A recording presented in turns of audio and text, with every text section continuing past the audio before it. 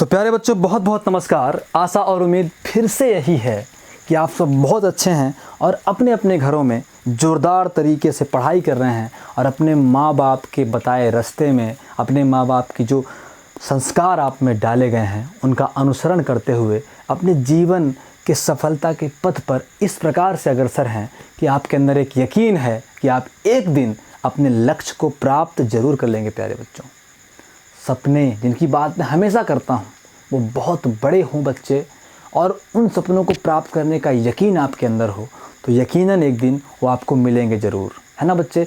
छोटे मोटे target achieve कर करके हमें बड़े लक्ष्य की प्राप्त करनी है, लेकिन अल्टीमेट जो हमारा गोल होना चाहिए बच्चे वो बहुत बड़ा होना चाहिए, है ना बच्चों।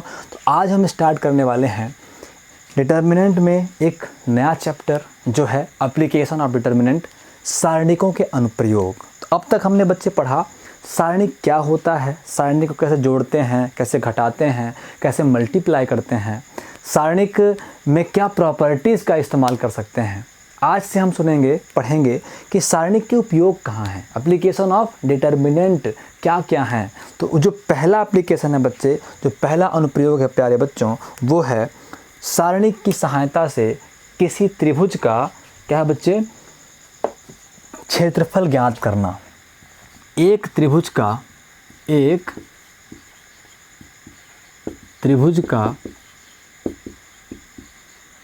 क्षेत्रफल ज्ञात करना, एक त्रिभुज का क्षेत्रफल ज्ञात करना। Find the area of a triangle.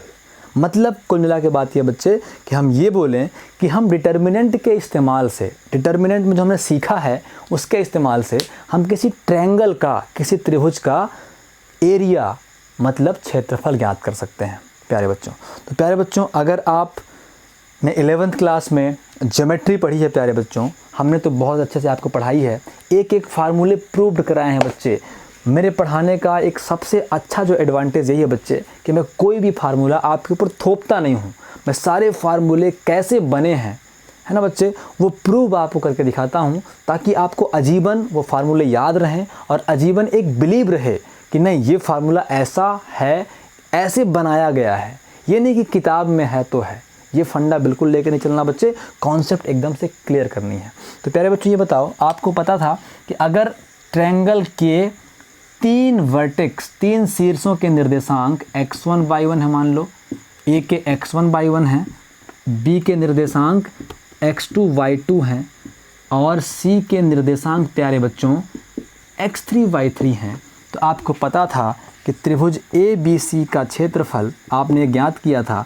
त्रिभुज ए बी सी का क्षेत्रफल, area of triangle A B C is equal to, आप करते थे 1/2, एक ब्रैकेट लगाते थे प्यारे बच्चों, फिर करते थे x1 into y2 minus y3। याद करो बच्चे, बाहर x रहता था, अंदर y रहता था, लेकिन याद करने का तरीका मैंने बताया था कि ये 1 2 3 ये क्रम में हों, 1 2 3, 2 से स्टार्ट हो तो 2 3 1, फिर 3 से स्टार्ट हो तो 3 1 2, मतलब ये चक्री क्रम में ही रहें प्यारे बच्चों, क्रम में रहें।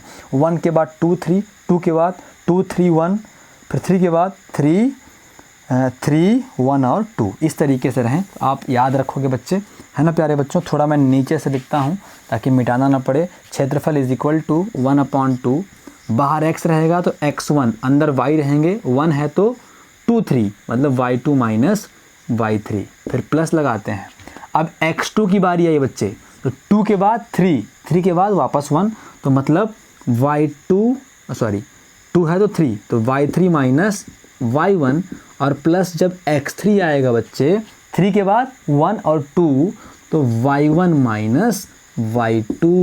कोई दिक्कत प्यारे बच्चों को? तो ये एरिया ऑफ ट्रायंगल था जो हमने ज्योमेट्री में क्लास 11th में प्रूव्ड किया था, याद किया था, हम ये जानते हैं। तो यही एरिया ऑफ ट्रायंगल को हम डिटर्मिनेंट में किस प्रकार से लिख सकते हैं, या फिर एक डिटर्मिनेंट रहे तो हम किस तरीके से उसका एरिया फाइंड करेंगे। मतलब डिटर्मिनेंट से बच्चे इस तरीके का फार्मूला हमें बनाना है, या इसी फार्मूले को डिटर्मिनेंट के फॉर्म में लिखना है।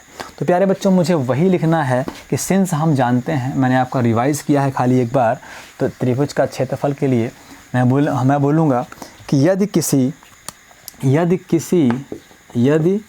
किसी त्रिभुज ABC के शीर्षों के निर्देशांक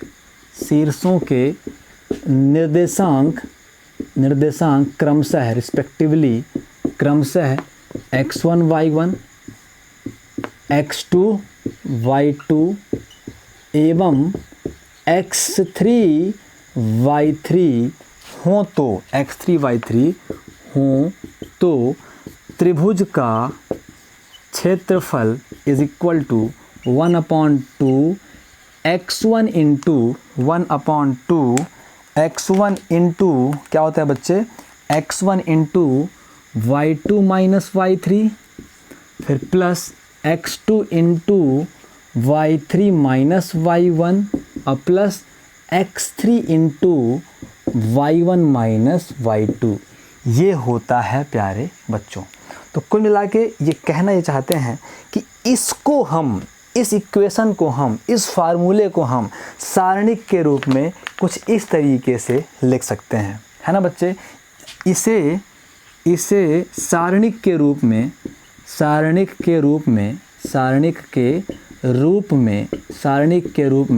निम्न प्रकार से लिखा जा सकता है ना प्यारे बच्चों। इंग्लिश मीडियम वाले बच्चे क्या बोलेंगे कि if coordinates of triangle ABC is x1 by 1 x2 by 2 x3 by 3 respectively, then we know that area of triangle is equal to 1/2 इतना होता है। तो अगर मैं इसको डिटर्मिनेंट के फॉर्म में लिखूं बच्चे तो कुछ इस प्रकार से लिखते हैं 1/2 डिटर्मिनेंट, 1/2 बच्चे डिटर्मिनेंट। कुछ ऐसा करते हैं बच्चे, यहाँ पे रहता है x1 है ना बच्चे, x1, फिर प्यारे बच्चों x1 x2 x3, x1 x2 x3 है ना, y1 y2 y3 1 1 और 1। कोई दिक्कत प्यारे बच्चों को? आप चाहो तो प्रसार करके देख लो, जो ये लिखा है बच्चे वही ये भी लिखा है। प्यारे बच्चों आप प्रसार करोगे तो देखो x1 प्रसार करके बच्चे देख लो, आपको वही मिलने वाला है ना। तो मतलब ये कहने का है कि मैं इस फार्मूले को इस फॉर्म में लिख सकता हूँ। देखो बच्चे क्या है 1/2, तो 1/2 किया, मैं इसका प्रसार कर रहा हूँ है ना direct.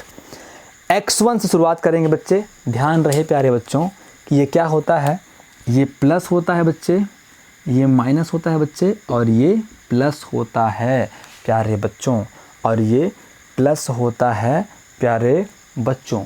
x1 x2 x3 y1 y2 y3 और z1 z2 z3 है ना बच्चे।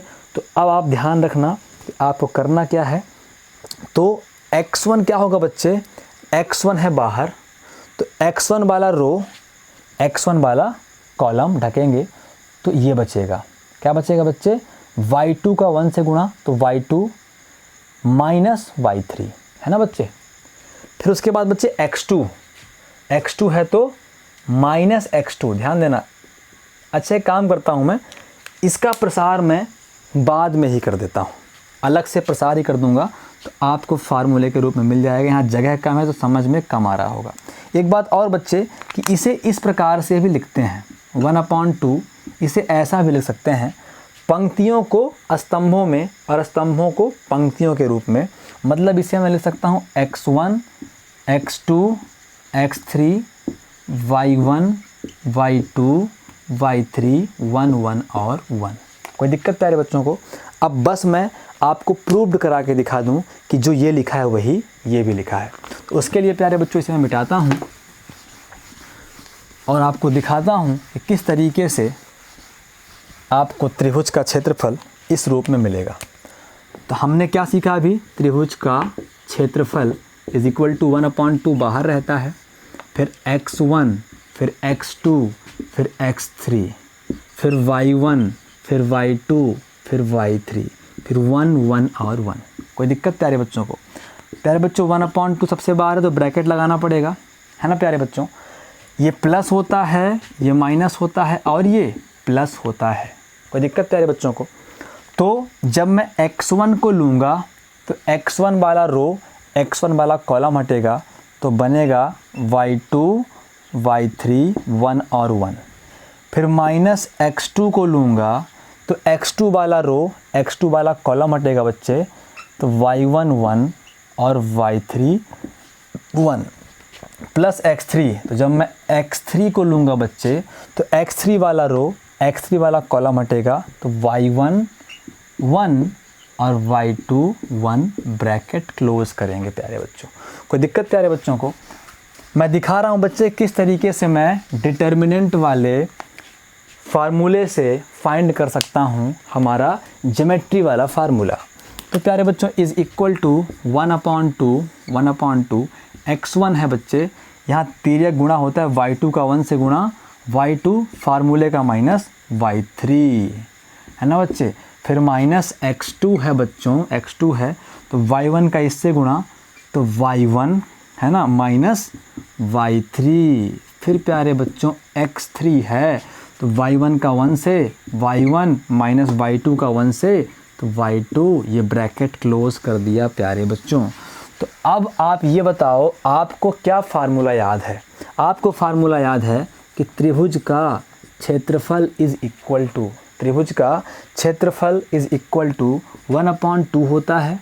x1 से शुरुआत करते हैं तो अंदर रहता है y2 माइनस y3, फिर प्लस रहता है x2, 2 है तो 3 और 1 तो y3 माइनस y1, और प्लस का x3, 3 है तो y1 माइनस y2। इस तरीके से फार्मूला है। ये फार्मूला निकला है बच्चे डिटर्मिनेंट वाले सूत्र से, और ये फार्मूला है ज्योमेट्री का फार्मूला। दोनों में अभी एक अंतर है बच्चों, यहाँ तक तो सही है लेकिन ये माइनस है, यहाँ प्लस है, ये माइनस है, यहाँ प्लस है। लेकिन आप ध्यान से देखो यहाँ y1 माइनस y3 है, यहाँ y3 माइनस y1 है। इसका मतलब प्यारे बच्चों कि मैं डिटर्मिनेंट वाले फार्मूले में y2 माइनस y3 यहाँ से माइनस बाहर निकाल लूँगा बच्चे तो ये प्लस बन जाएगा, यहाँ से माइनस कॉमन निकाल लूँगा तो ये प्लस बन जाएगा, और x2 जब माइनस बदलेगा तो इनके चिन्ह बदल जाएंगे, तो y3 माइनस था तो प्लस का हो जाएगा, y1 प्लस था तो माइनस का हो जाएगा, और plus x3 into y1 minus y2। अब चेक कर लो बच्चे, ये डिटर्मिनेंट वाला फार्मूला है और ये ज्योमेट्री वाला फार्मूला है, दोनों के दोनों सेम है कि नहीं है बच्चे? तो कुल मिला के मैं अब ये कह सकता हूँ कि ज्योमेट्री वाले फार्मूले को डिटर्मिनेंट फॉर्म में कैसे लिखते हैं। तो कुल मिला के बच्चे मैं अब ये बोल सकता हूँ प्यारे बच्चों, ये बोल सकता हूँ कि त्रिभुज का क्षेत्रफल इज़ इक्वल टू हमारा होता है x1 x2 x3 y1 y2 y3 1 1 1 geometry के फॉर्म में होता है प्यारे बच्चों 1/2, और फिर x1 y2 माइनस y3, और फिर x2 तो y3 माइनस y1, और फिर x3 तो y1 माइनस y2। ये फार्मूला होता है बच्चे। तो हम इस्तेमाल करेंगे इसका, क्यों कि हम डिटर्मिनेंट में हैं। तो कुल मिला के त्रिभुज का क्षेत्रफल is equal to x1 x2 x3 y1 y2 y3 1 1 1। प्यारे बच्चों x1 y1 x2 y2 x3 y3 क्या हैं? त्रिभुज के शीर्षों के निर्देशांक हैं। तो प्यारे बच्चों इस वीडियो में मैं क्या करता हूँ, एग्जाम्पल नंबर फर्स्ट केवल करता हूँ, बाकी आप को अगले वीडियो में क्वेश्चन बताएंगे। तो वैसे ये एक्सरसाइज 1-2 क्वेश्चन करके ख़त्म हो जानी है बच्चे, क्योंकि इस एक्सरसाइज में कुछ भी नहीं है।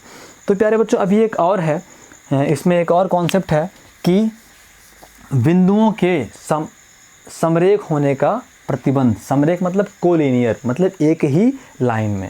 बिंदुओं के समरेख होने का, बिंदुओं के समरेख होने का प्रतिबंध है ना प्यारे बच्चों। समरेख मतलब कोलिनियर है ना, कोलिनियर मतलब एक सीधी रेखा में बिंदुओं के होने का प्रतिबंध। तो प्यारे बच्चों आपको पता है कि अगर तीन पॉइंट एक ही लाइन में हो गए तो फिर त्रिभुज नहीं बनेगा, ट्रायंगल नहीं बनेगा। ट्रायंगल तब बनता है बच्चे जब कोई एक पॉइंट, अगर एक पॉइंट यहाँ है, एक पॉइंट यहाँ है, एक पॉइंट कहीं और मिल जाए, तो क्या होगा बच्चे, फिर क्या बनेगा, ट्रायंगल बनेगा। इसका कुछ ना कुछ एरिया होगा। अगर तीनों पॉइंट एक सीधी रेखा में बन गए प्यारे बच्चों, तो फिर ट्रायंगल नहीं बनेगा, त्रिभुज नहीं बनेगा। तो मैं ये भी बोल सकता हूँ कि अगर तीन बिंदु एक ही रेखा में हैं तो उनसे कोई त्रिभुज नहीं बनेगा। इसको मैं एक और लैंग्वेज में ये कह सकता हूँ कि अगर तीन त्रिभुज एक ही रेखा में हैं तो उनसे बने त्रिभुज का क्षेत्रफल शून्य होगा। मतलब कोई त्रिभुज बनेगा ही नहीं, तो कोई क्षेत्र ही, कोई एरिया ही नहीं आएगा, है ना बच्चे। तो इसका मतलब मैं ये बोल सकता हूँ कि if 3 points are collinear then area of triangle is 0। अगर तीन बिंदु समरेख हैं, एक रेखा में हैं, तो इन तीनों बिंदुओं से बने त्रिभुज का क्षेत्रफल 0 होगा। तो हम क्या बोल सकते हैं बच्चे, यदि बिंदु समरेख है, यदि तीनों बिंदु इफ 3 पॉइंट्स आर कोलिनियर, यदि तीनों बिंदु समरेख हैं, कोलिनियर हैं, तब क्या होगा बच्चे, त्रिभुज ए बी सी का क्षेत्रफल इज इक्वल टू 0 हो जाएगा, है ना बच्चे। तो त्रिभुज का क्षेत्रफल क्या होता है प्यारे बच्चों, होता है 1/2 x1 x2 x3 y1 y2 y3 1 1 1 is equal to 0। तो अब ये 1/2 खत्म हो जाएगा बच्चे, खत्म नहीं होता वैसे। 1/2 इंटू इतना इज इक्वल टू 0, दो संख्याओं का गुणनफल 0 है, मतलब दोनों में से कोई एक 0 है। तो आपको पता है 1/2 तो 0 होगा नहीं, 1/2 किसके बराबर है, 1/2 के बराबर है। तो 1/2 इज़ नॉट इक्वल टू 0, इसलिए ये 0 के बराबर होगा। तो 1/2 खत्म हो गया, कहानी खत्म हो गई। तो x1 x2 x3 y1 y2 y3 1 1 1 is equal to 0। इसका मतलब अगर तीन बिंदु समरेख होंगे तो एरिया ऑफ ट्रायंगल, त्रिभुज के क्षेत्रफल वाले सारणिक का मान क्या होगा बच्चे, 0 हो जाएगा। तो कुल मिला के प्यारे बच्चों, इस वीडियो में, इस क्लास में हमने ये समझा कि अगर तीन